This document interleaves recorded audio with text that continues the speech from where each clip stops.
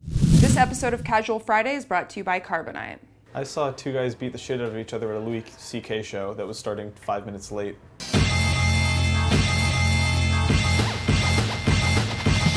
So I've been reviewing a game this week. Can't say what it is, but I've been playing on the PS4. Oh. So, new Super Mario Brothers. Yes, exactly. You hit the nail on the head. No, I really like it. Adam put up that video on our channel saying that he really liked it too. The triggers are probably the biggest thing for me. I was also like, I hate the DualShock 3 controller. I didn't like the analog sticks. Yeah. I'm kind of with Adam in that boat, but the 4 is so good. It's cool, right? Have you Feels played great. it? It does. You know what it feels like? It feels like if you took the layout of the DualShock 3 and had whoever made the 360 controller put it together almost. Exactly. Like, it's a weird middle ground between them. No, Yeah. 'cause I remember at E3 I was playing, I think I was playing Blacklight with it, and using the triggers on it, I was expecting typical PS3 triggers where it's just not comfortable at all. And they're molded into the human Soft. finger and soft. I don't want to get like bench Kuchera levels of fetishizing it, but it feels good. Like it feels great. When I was playing it at E3, I was holding it while playing a pinball game, and this poor dude was like trying to demo the pinball game for me and give me this in-depth description of how realistic the tables were. You would have loved it. I do love that game, and I did play it a lot. You know what I'm talking about? But he just like, he's he's like, oh yeah, we got the actual model and all the electronics. I'm like, I'm pretending to listen and I'm nodding, but all I can think is, oh my god, they fixed the triggers. Because that to me is the takeaway for the DualShock 4. Yeah, and then you've got the Xbox One, which apparently costs $100 million in R&D to make, even though it's almost exactly the same. It's weird, actually. I think it's because I spent so much time with the 360 controller this past generation, but that one actually threw me when I first held it. When I first held the Xbox One controller, I was like, the sticks are a little tinier than I'm used to. I'm sure it's great. They're smaller. I'm sure it's something we'll get used to. The sticks are smaller, but they also added this. It's squishier in a sense. It has my thumb stuck on it better than the old it's got thumbstick. that nice rubber. And I replaced my 360 controllers pretty frequently whenever the analog stick would start to go. The nubs would wear down. Yeah, the nubs would, and I would just replace it. And this one just felt so much better. I'm sure it'll, like all my analog sticks will eventually break down, but this one actually felt like it was going to hold up. You know what had good ridges was the GameCube controller. It had those 3 circles on the end of the analog stick that just felt real nice, and that 8-way gate around it, that not octagon, but hexagon. You know what analog controller didn't have a good analog controller? The 5200 for the Atari. You guys remember that? It was the first analog controller ever. Really? And it would not center.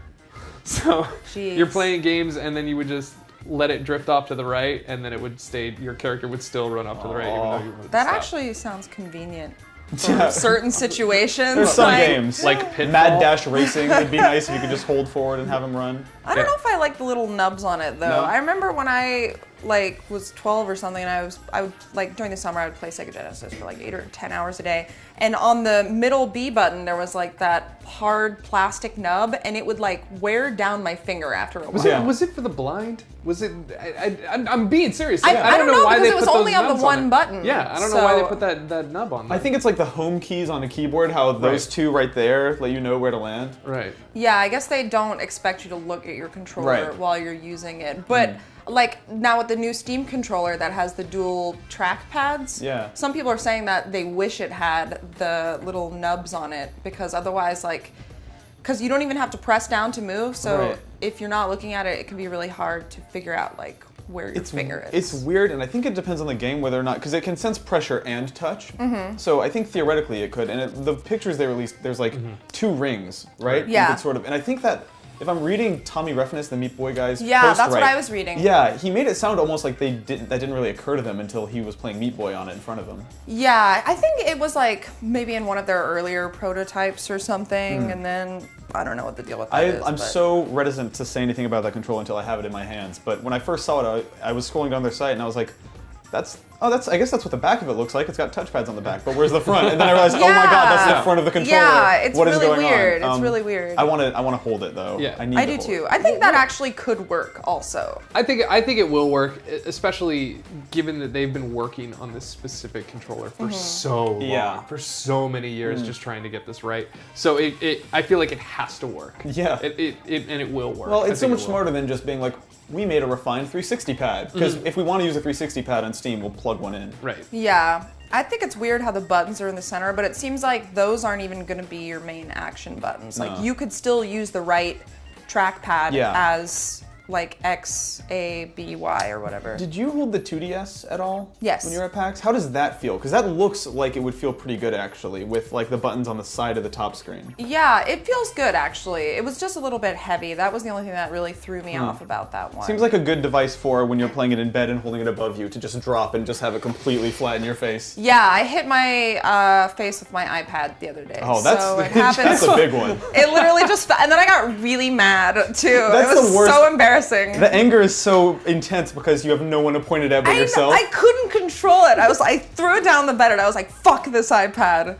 Jeez. At least it didn't leave a mark. But yeah, I mean, the 360 controller is probably still my favorite of all the ones that have been released. I mean, it just feels like home now. That like it's been around for so long that it's just that's what a video game controller is to me. Yeah, and you can't go back to the retro ones after that. And I felt like the jump from the Xbox, what do we call it? Original Xbox now? We call it the Xbox One. Can we call it the Xbox One? The jump from that, the second generation controller, not the huge fat one. That was a. I kind of like that thing. Oh man, the only one who did. Oh, that was a piece of switching garbage. grenades in Halo by doing this claw thing like a Monster Hunter player. That was pretty good. That was the worst. But going from that to what they evolved into, and then to the 360, it felt great. It was oh, everything works now except for the D-pad. And like looking backwards, like I tried to go play some original Smash Brothers on N64.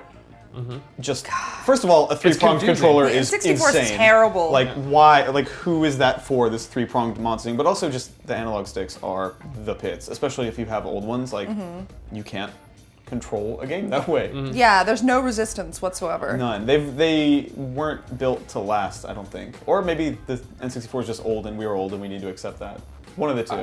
I think we didn't know any better in the 90s. Yeah. I think it was we were coming off of this whole like I said earlier, the 5200 was the first analog, and then Nintendo 64 did it, and then Saturn followed up as well with their controller for Knights. Oof. The thing that looked like holding a Sony Walkman. It was just holding a Walkman with nubs on it. But yeah, we were just kind of getting used to it, and it worked at the time. But now we've evolved. We've learned. The GameCube controller was like light years better than the N64 because God, in terms of button layout, it's pretty much the same as the 360 now. Pretty much, yeah. You've got 4 on the side and triggers and a bumper. Yeah, and everything's on the same axis. I think the GameCube controller it struck us all as really weird looking at first because it was such a lumpy looking, melty thing. It looks cartoonish. It does. Like two gray jelly beans on the side. But I liked it. That was a comfortable controller. I'm actually really bummed out to think that we won't be able to use that controller for the next Smash Brothers game. Because the Wii U has no way to put a GameCube controller in it. I guess. It'll be okay. The classic controller will probably solve that problem. I think the solution is to not play Smash Brothers. That works for some people, not everyone. There have been some weird controllers throughout history. Yes. Like the Dreamcast. And Valve, according to Valve, we are not done with weird controllers. No. Hopefully the Steam controller does not have the Dreamcast, like VMU. Or units. the cable that attaches at the bottom. Yeah, remember that? was a great. What on earth? That was great. That was a great design choice. Good call. Yeah, way to go, guys. Sega. I just wish that a company would put out something like the old ColecoVision Sports Action Controller. I can't help you. You guys have never seen this before. Is that the DDR With pad? No. So joystick thing? So Coleco, back in the day, they put out this controller. It looked like 2 boxing gloves because 2 controllers, 2 boxing gloves. And you would wrap your hand in like this, and there was a joystick up here with 4 buttons underneath, and then there was also a dial pad in case you needed to make a phone call in the middle of the game. But you would just play your game like this. Also, and it was doubled as brass knuckles. So yeah, you can win a fight with it. Yeah. It was actually surprisingly comfortable. I'm trying to picture that. I need a left-handed one. Keep practicing. Like this. Like we'll do it in slow motion. We'll practice. Yeah, I don't know. I think it's really fascinating, though, that we can have good D-pads on non-Nintendo systems. I think their patent ran out or something, and like Nintendo owned the cross-shaped D-pad for a really long time, and I think now everyone has it. Yeah. Including like the Xbox One pad. 2005 is when that happened. The patent expired or something. Interesting. Yeah, and then PlayStation was like, yoink. Yeah, we'll take We're gonna do that now. Great idea, Nintendo. Good for them. Probably your best. Hey, if you like Casual Friday and you want to support the show, then why not check out Carbonite? Carbonite protects your data from a crash, fire, theft, or accidental deletion by automatically and continually backing up your files securely offsite. Whether you need it to support 1 or 2 home computers or all the computers at your small business, Carbonite is simply the better backup plan. Plans start at just $59 a year, but you can get a free trial by going to carbonite.com and entering the offer code CASUAL. You'll get 2 bonus months if you decide to buy. Remember, that is carbonite.com, and the offer code for 2 bonus months is CASUAL. Because there should be nothing casual about backing up your data. Wink.